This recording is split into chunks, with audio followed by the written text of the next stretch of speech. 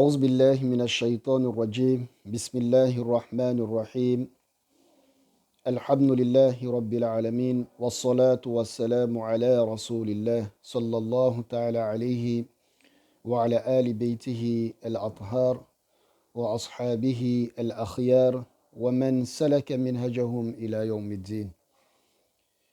Chers frères, chères sœurs, assalamu alaikum wa rahmatullahi ta'ala wa barakatuhu. Alhamdulillah,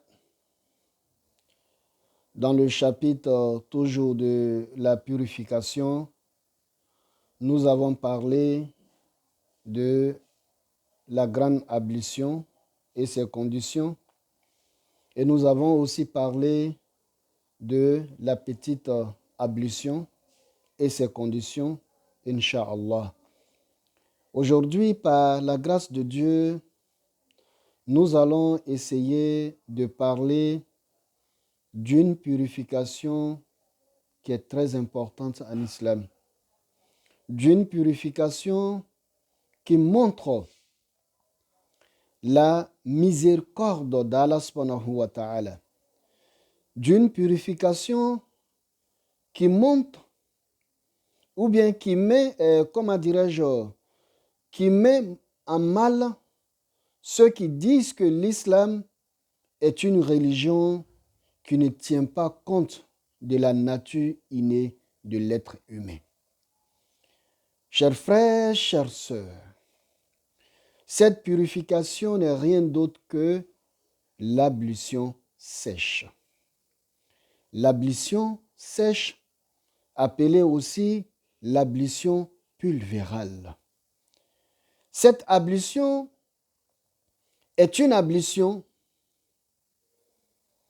qui se fait essentiellement avec des matières qui constituent le sol.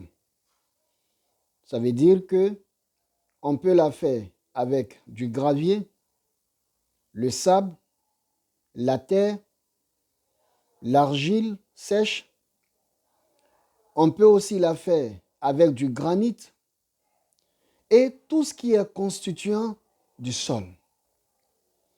Et cette purification, Allah subhanahu wa ta'ala nous donne uniquement lorsque nous sommes dans des situations bien déterminées que nous allons dire tout de suite. Cette purification, elle est valable pour la petite ablution et celui qui remplit les conditions, elle est aussi valable pour la grande ablution. Ça veut dire que le musulman qui a l'une des conditions qui exige la grande ablution et qui remplit la condition de pouvoir faire cette ablution qui est l'ablution sèche, elle fait l'ablution sèche et l'ablution sèche prend la place de la grande ablution ainsi que la petite ablution. Chers frères, chères sœurs, cette purification qui marque la miséricorde et la tendresse d'Allah subhanahu wa ta'ala, quelles sont les conditions qui obligent cette purification? Ou bien, en d'autres termes, nous pourrions dire quelles sont les conditions qui nous donnent droit à faire cette purification.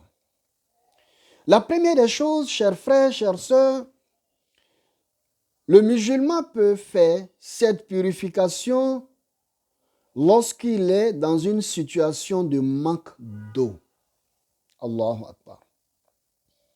Vous êtes à un endroit où vous n'avez pas d'eau.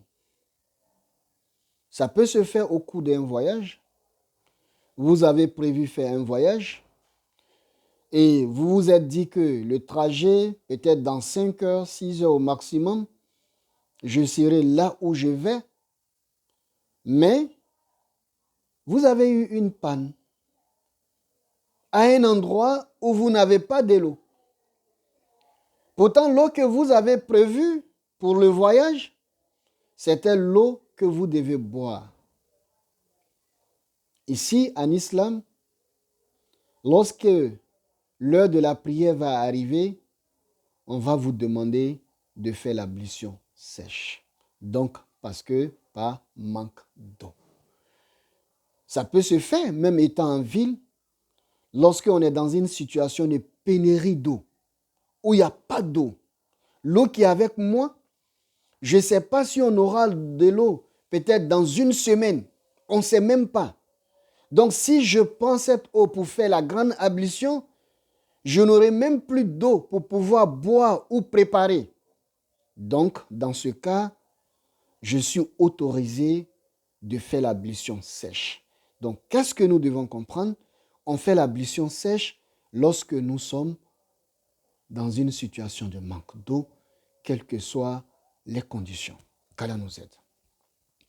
Deuxième situation qui nous autorise à faire l'ablution sèche, c'est certaines maladies. Une maladie qui ne m'autorise pas à toucher l'eau. Je suis malade et mon guérisseur, ou je suis à l'hôpital, le médecin me dit, fais 2 jours sans te laver. Tu dois respecter cela. Ne dis pas non, je suis trop croyant. Non. Dieu dit dans ce cas, fais l'ablution sèche pour faire tes prières. Donc, ça peut être après un accident ou un cas de brûlure où presque tout le corps est atteint. On ne peut même pas se laver les mains ni le visage, etc.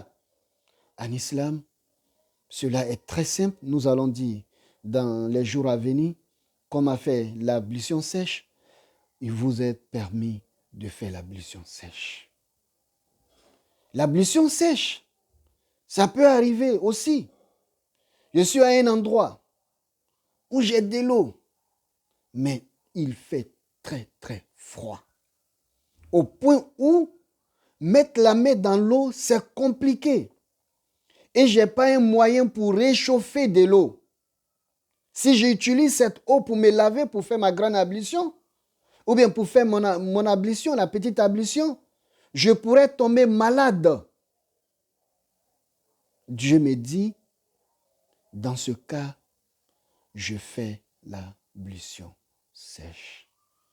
Qu'Allah nous donne la bonne compréhension de l'islam. Et pour terminer,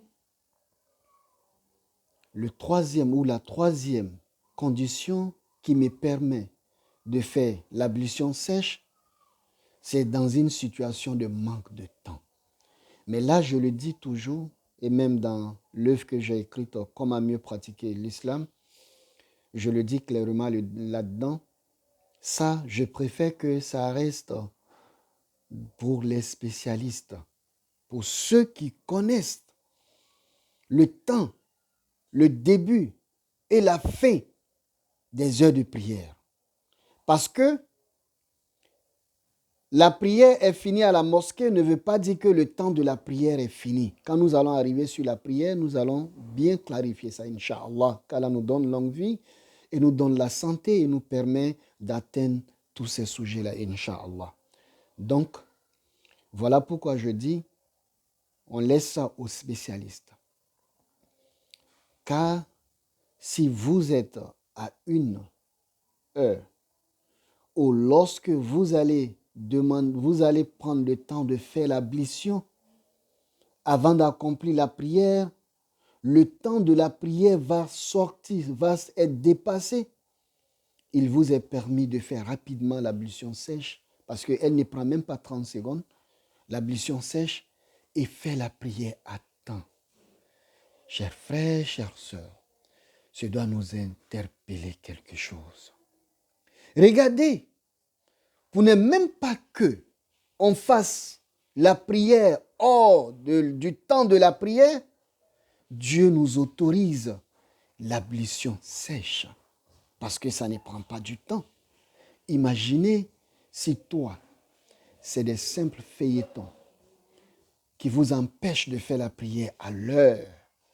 ou un match de football qui va être rebissé plus de 3, 4, 5 fois, qui vous empêche de faire la prière à l'heure, je n'apporterai pas de jugement, mais jugez vous-même et comprenez que peut-être la colère d'Allah sur nous lorsque nous sommes dans une telle situation.